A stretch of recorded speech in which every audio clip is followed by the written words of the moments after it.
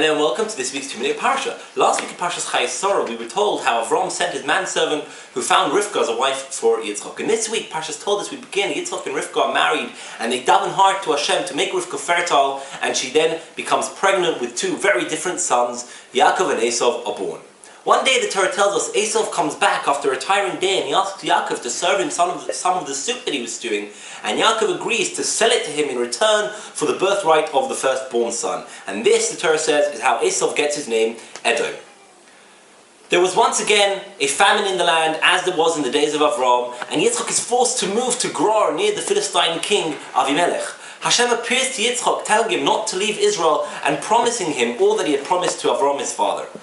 Like his father Avram, Yitzchak told the locals that Rivka was his sister, not his wife, and this was the cause of some friction between him and Avimelech. But it ends with Avimelech commanding all his subjects not to start up with Yitzchak and Rivka. Yitzchak grows into a strong financial force, and he becomes even more powerful than Avimelech. So he moves, upon Avimelech's request, he moves, and again where he moves to, he redigs wells and that his father had once dug, and once again he becomes very successful with those wells. But the locals, they dispute his claims to this new fresh water and to subsequent wells that he digs. Hashem appears to him in a prophecy and he reassures him, and so Yitzchak brings an offering to Hashem on that spot.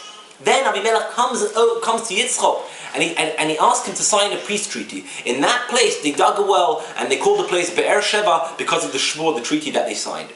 Esav gets married to a rebellious woman, but his father is old, Yitzchak, and he cannot see what they are doing, so he calls Esav in and he says, "Please bring me some food so that I can give you a blessing when I am satisfied."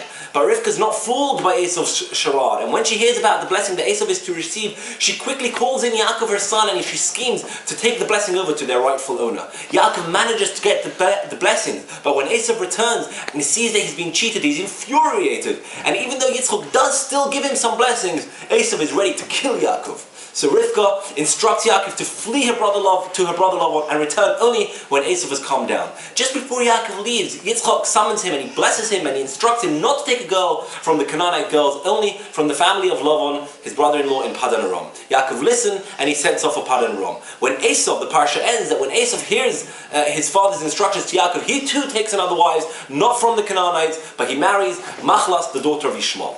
In summary, in this week's parsha, we had the birth of Yaakov and Esav, we have Esav selling his birthright to Yaakov, then we have Yitzchak's successes, disputes, and treaties with his neighbors and Avimelech. Yaakov then manages to get the blessings from Yitzchak that were intended for Esav, and Yaakov finally flees the wrath of his brother. To find out what happens to Yaakov next, tune in to next week's parsha. Good Shabbos.